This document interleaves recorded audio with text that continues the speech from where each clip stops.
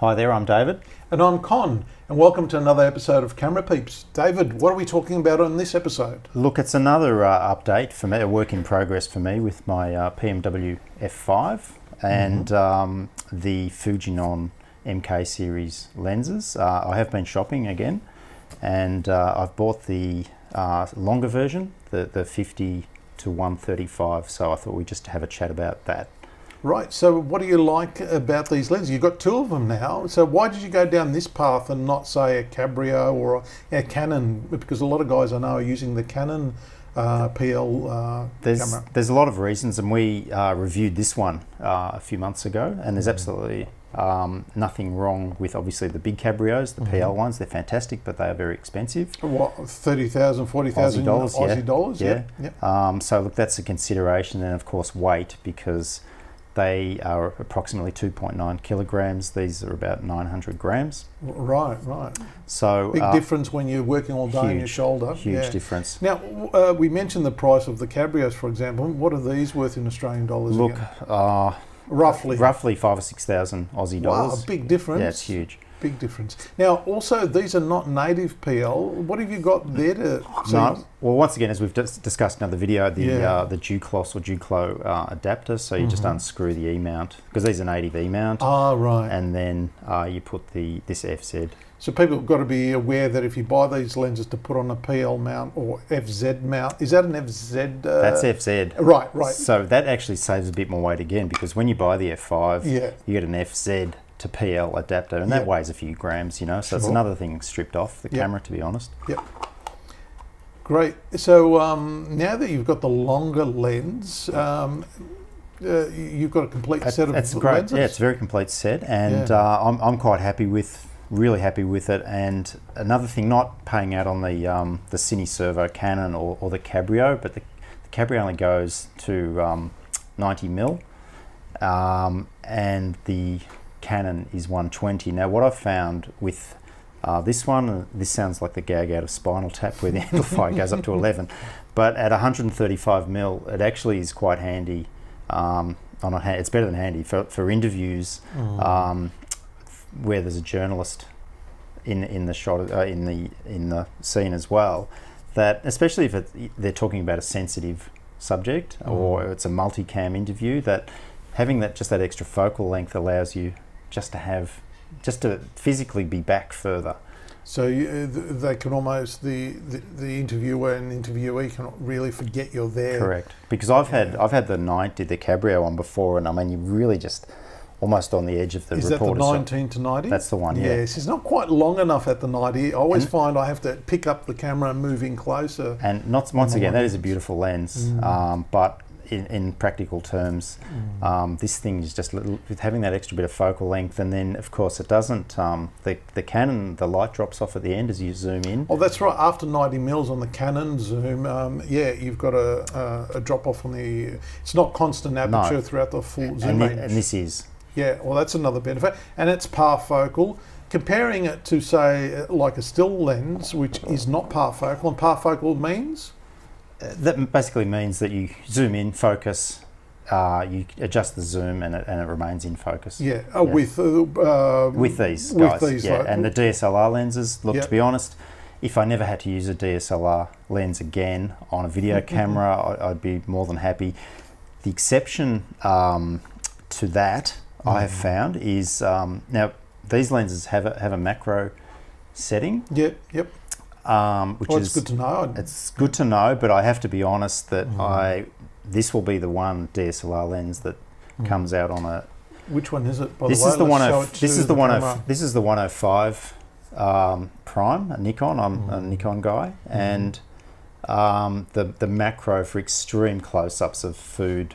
How close are we talking about? Like 5 centimeters? I think that's that sort of distance. Yeah, wow. And these just aren't that close. But even I had a scenario the other day, even with these, and I make comparisons to E and G lenses as well.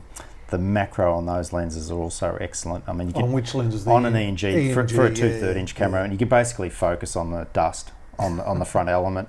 Wow. But I had a scenario the other day where I was just getting shots of photos on a photo board in a hallway. Yep. And I actually couldn't get the camera back.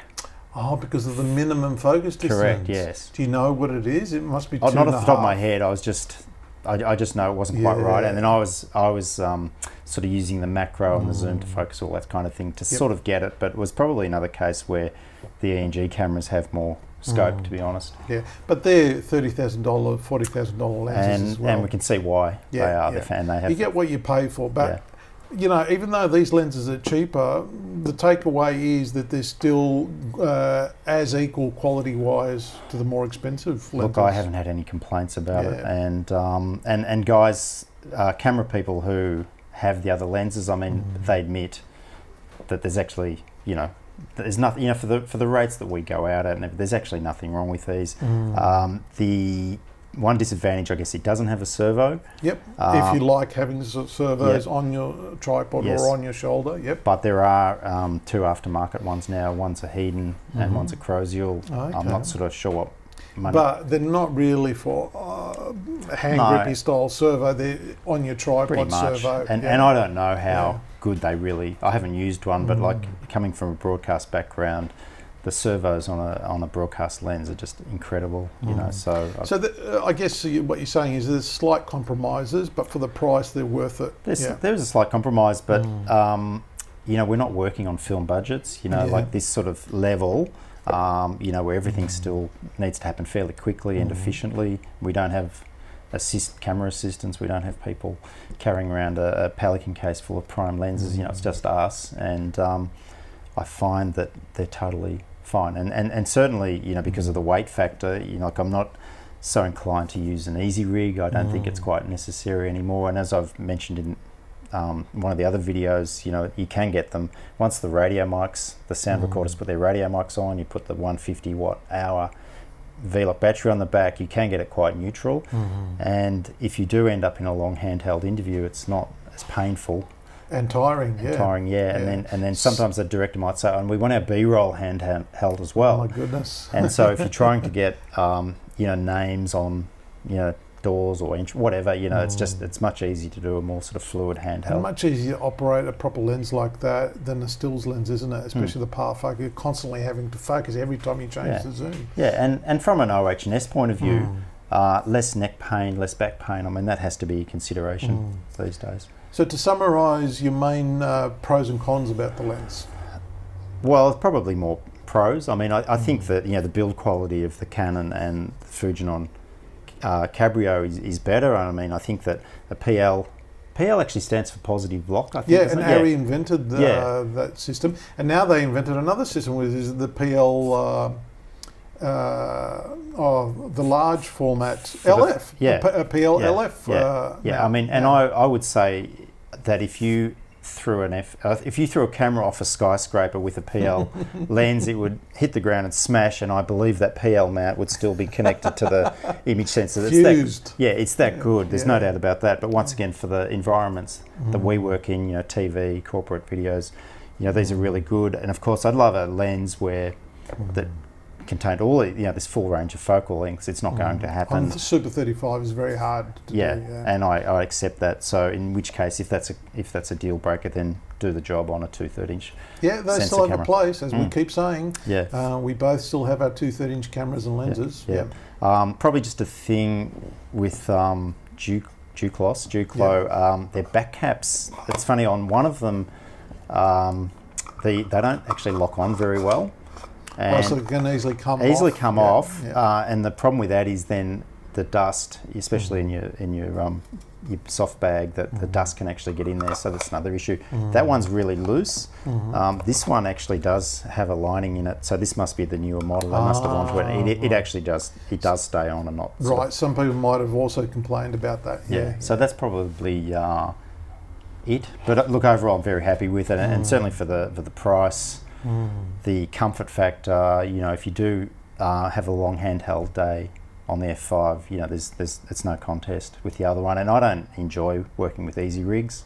Yeah, they're a little restrictive. Yeah, walking through doorways and things. Oh, yeah, and then when you take the camera off and the thing swings yeah, all those and sort of hits things. Yeah. So, I mean, look, if you were having a really, really long hand, you probably would still need it. But just to remind everyone, you know, that's 2 kilograms less than the Cabrio. The other ones. Yeah. So, look, I've decided just to go with these. I live very close by to a rental house. And if I need those or the 300mm version, I think I will just hire that when I need it. But these do the job for you, and they haven't cost you an arm and a leg. No.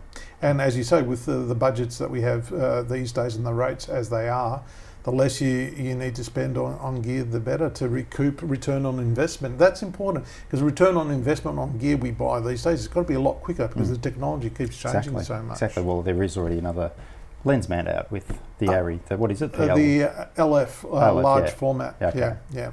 So there you go. So there's my great. I really enjoyed talking about those two lenses. I'm glad to hear that they really are an option to use on the F5, F55 cameras. Yeah, well, I look forward to comments, feedback from anyone else if they're in a similar situation, or if they are just sticking to the PL mount lenses. That's totally fine, but it's just a different perspective from me anyhow. Great. Well, thanks for joining us. Hope you enjoyed this episode of Camera Peeps. And David, we'll catch everyone on the next one. Indeed.